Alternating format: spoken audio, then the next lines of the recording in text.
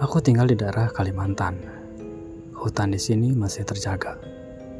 Walaupun sudah mulai banyak perusahaan yang membabat hutan, tapi itu hanya beberapa persen dari luas hutan di Kalimantan dan tak akan mempengaruhi ekosistem.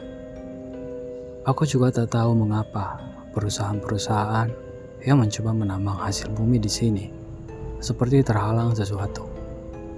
Seperti ada sebuah kekuatan yang melindungi seluruh hutan ini dari pembabatan liar.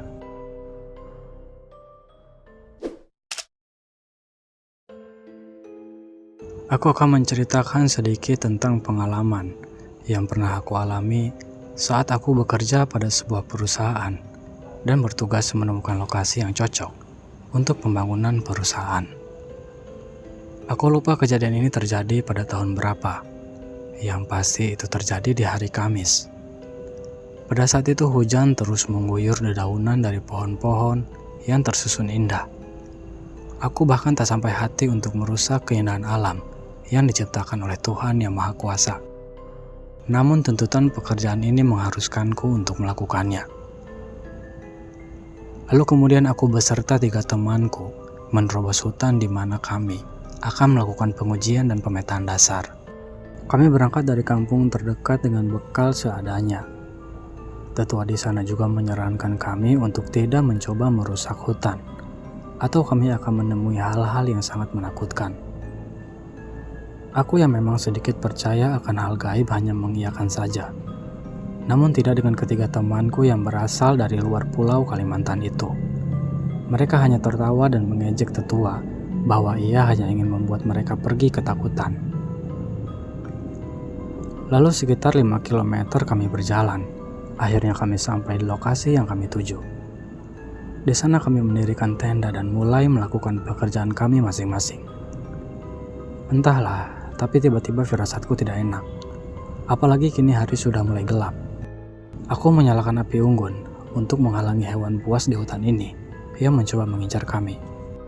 Kami saling bercerita di sekitar api unggun sambil menunggu mie yang kami rebus hingga matang. Tak terasa 3 menit sudah berlalu. Aku langsung saja menumpahkan mie yang kucampur dengan 2 buah telur ke sebuah mangkuk plastik. Aku mencampurkan semua bumbu dan mulai menyantapnya. Saat sedang asiknya kami menyantap mie dan bercerita, sebuah suara yang cukup nyaring membuat kami semua waspada. Rino, salah satu temanku, dengan cepat menyambar senapannya yang berada di samping tubuhnya. Dengan lampu senter, kami mencoba memeriksa hal apa itu. Kami melihat sepasang laki-laki dan perempuan.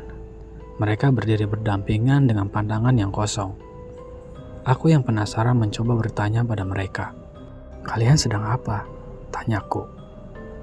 Namun mereka tak menjawab. Aku pun mengulangi pertanyaanku, tapi tetap saja mereka hanya diam membisu. Rino dan Agung pun mencoba mendekat ke arah mereka. Dan hal yang membuat mata kami terbelalak pun terjadi. Mereka memegang kepala mereka dan menariknya ke atas. Kepala itu putus bersama dengan beberapa organ dalam mereka. Kami semua hanya bisa berdiri mematung. Kaki kami semua gemetar. Tak ada yang bisa kami lakukan dan kami pikirkan. Sebab yang ada di otak kami hanya rasa takut yang bahkan tak pernah kami rasakan seumur hidup. Tiba-tiba suara tawa terdengar di seluruh penjuru hutan. Daun-daun bergoyang dengan kencangnya. Padahal saat itu tak ada angin kencang yang berhembus. Di sampingku ada sesosok wanita yang melayang. Aku bisa menggerakkan tanganku dan menyorotkan lampu dari senter yang kupegang ke arahnya. Ia mengenakan gaun berwarna merah.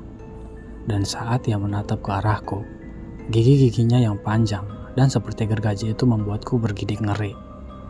Kami mencoba untuk lari dari situ. Namun tak ada yang sanggup untuk menggerakkan tubuh. Sekitar 10 menit kami melihat semua hal-hal gaib yang mengerikan berkeliaran di sekitar kami. Namun saat seseorang menepuk pundakku, aku bisa merasakan seluruh tubuhku dan aku berteriak sekuat-kuatnya. Tangan itu langsung membekap mulutku dan seseorang berbisik padaku, "Shh, jangan berisik." Aku menoleh dan melihat tetua dari desa yang kami singgahi tadi bersama 4 orang yang tak kukenal. Aku meminta tolong pada tetua untuk menyadarkan ketiga teman-temanku. Ia pun menepuk pundak Niko dan langsung membuka mulutnya. Sama halnya dengan Agung dan Rino. Ia langsung mengajak kami untuk pergi dari tempat itu.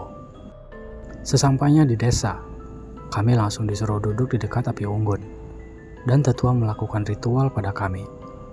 Entah ritual apa itu, tapi cukup membantu kami menghilangkan rasa takut dan syok kami. Kemudian kami disuruh tetua untuk beristirahat di salah satu rumah penduduk sambil menunggu esok pagi.